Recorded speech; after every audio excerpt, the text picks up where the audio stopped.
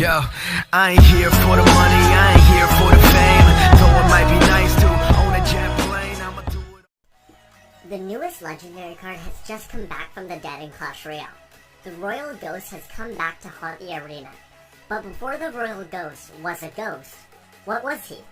And how did he become the ghost?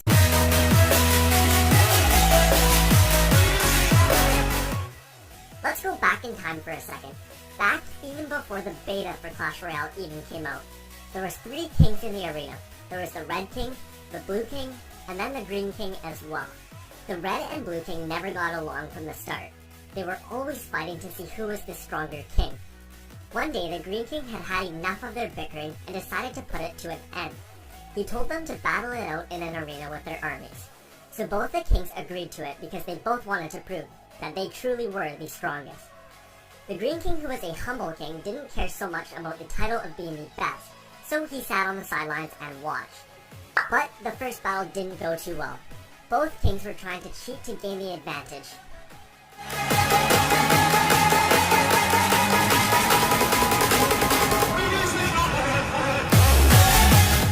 So, the Green King stopped the battle and told them that he was going to officiate the match so that he could make sure that none of them cheated.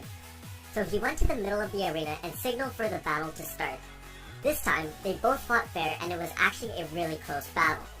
Neither player could get a solid push going, so as AA elixir time was starting, both players played a giant in the very back on the same side. They started walking towards each other, and then each player followed up with supporting troops. The Red King played a witch, musketeer, and archers, and the Blue King played a wizard, baby dragon, and a bomber. Both kings were holding onto their rockets, knowing that they were going to get a huge positive elixir trade.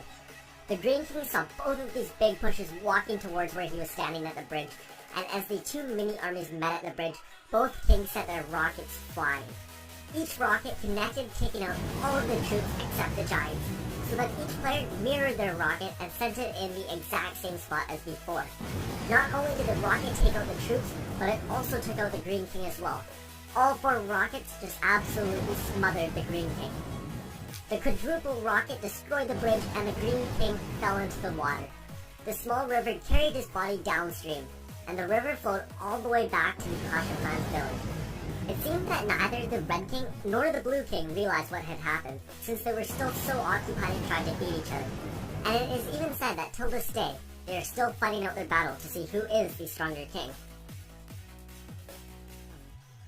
A day later, the Green King's body washed ashore at the Clash of Clans village. The troops immediately realized that he was the king from the Clash Royale arena, so they decided to give him a burial fit for a king. They buried him in his tomb with tons of gold and treasure all around him, and a nice little seat in the very middle where he could be slumped up against. A year later, when the wizards, or also known as the alchemists, had advanced their spells so much that they could now bring troops back from the dead by using the skeleton spell. The skeleton spell was a brand new dark elixir spell that had just been added into the game, and that they had just created using new dark elixir and new methods. So they decided to give this a try on the Green King and see what would happen. So they went and added all of the necessary ingredients and then used the spell on him. But for some reason, it didn't seem to work the way that it had before. But then out of nowhere, the scream of a hog rider began echoing through the Clash of Clans village. The yell was so loud that it forced the wizards to run away covering their ears. But not only did it get rid of the wizards, but it also was loud enough that it had completed the spell and awoken the Green King. Of course though, he was no longer a Green King. And since he was undead, he was a floating white ghost. So the Royal Ghost then followed the sound of the Hog Rider's scream and ended up back in the Clash Royale arena. And now seeing his 2 idiotic brothers still fighting once again, he was ready to get revenge on them and haunt the arena forever. Thank you guys so much for watching this mini story.